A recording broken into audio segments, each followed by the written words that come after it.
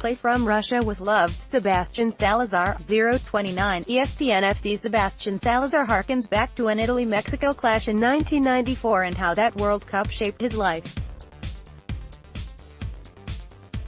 029, 3:14 a.m. BSTMEXICO City, Mexico defeated Scotland 1-0 on Saturday thanks to an early Giovani dos Santos goal inside a full Estadio Azteca in its farewell game before heading to Europe to continue its World Cup preparation.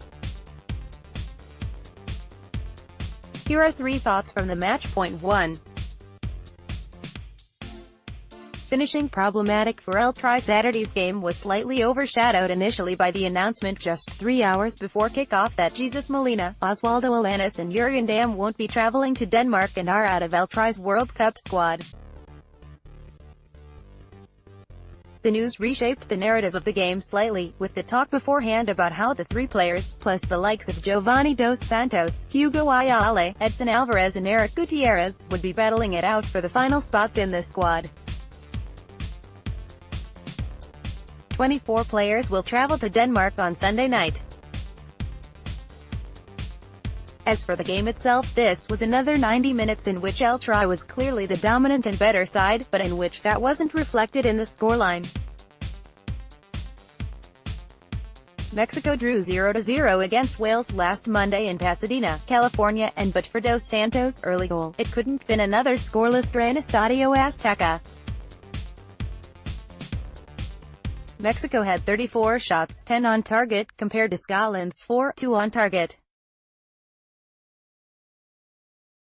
Tri had 64% of possession and hit the frame of the goal twice.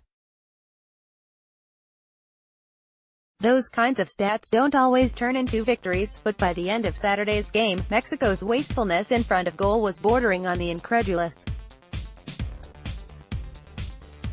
There is no easy solution to Mexico's recurring problem turning positive play into goals, and Tri simply can't afford to spurn such chances against Germany, South Korea or Sweden and Russia. On the positive side, Osorio was able to put a side out including 6 or 7 likely starters at the World Cup, and there were some positive performances from Edson Alvarez, Hirving Lozano, aside from his finishing, Hector Herrera and Miguel Layún. Osorio will have been particularly encouraged by Layún's performance in a more advanced midfield position than he is used to, although Raúl Jiménez up front didn't have one of his better nights. Boos rung out on the final whistle and cries of "Osorio out" could be heard. It wasn't the way Mexico would have wanted to end its farewell game, but this is a manager that has never been particularly popular with Tri's faithful. A good run in Russia would turn that on its head. Point 2. Relief for Giovani. It has been a tough week for Giovani dos Santos. There was so much debate about his place in Osario's squad that the LA Galaxy forward must have felt the pressure, even with his vast experience. Dos Santos was handed the start by Osorio, alternating between the left and right side of midfield. He went 57 minutes in a performance that wasn't wind-blowing, but in the 13th minute he offered a reminder of just what he can bring to this squad. Dos Santos found space on the edge of the box and struck a Carlos Vela pass first time into the bottom right corner of the net. It was a sweet finish to put Mexico into the lead. Alfredo Estrella, AFP, Getty Images. But the celebration also hinted at the relief Dos Santos felt at being in the World Cup squad. The 29-year-old ran all the way to the bench, shrugging off teammates and going directly to Osorio, whom he hugged. It was another sign of the unity in this Mexico squad. Dos Santos isn't considered one of Osario's favorites, but the goal celebration said more than 100 interviews could have. Dos Santos will be at his 3rd World Cup in Russia and has a role to play, even if it is coming off the bench. Point 3. Herrera shaping up to be holding midfielder with injury to Diego Reyes, and the unknowns about whether he will be available for El Tri at the World Cup has forced Osorio to rethink his midfield, especially the holding role. Osorio's answer appears to be Porto's Hector Herrera.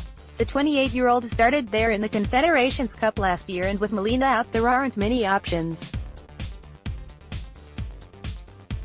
Edson Alvarez and Rafa Marquez could step in, but one, 20-year-old Alvarez, is at the start of his career and the other, 39-year-old Marquez, is at the end of his and probably incapable of playing 90 minutes in a game as intense as El Tri's opener against Germany will be on June 17. If Reyes is fit, it is likely he could slot in at centre-back in the role Nestor Araujo was penciled in for before he pulled out of the squad with a knee injury. Herrera dominated the midfield in the first half against Scotland and was always trying to get on the ball. Mexico benefits greatly with the Porto player in there when it has the ball. Hector Vivas, Getty Images. The downside is when Mexico isn't in possession. Herrera doesn't offer the same comfort blanket. Positionally, he is more likely to get caught out than Molina, and he is average in the air.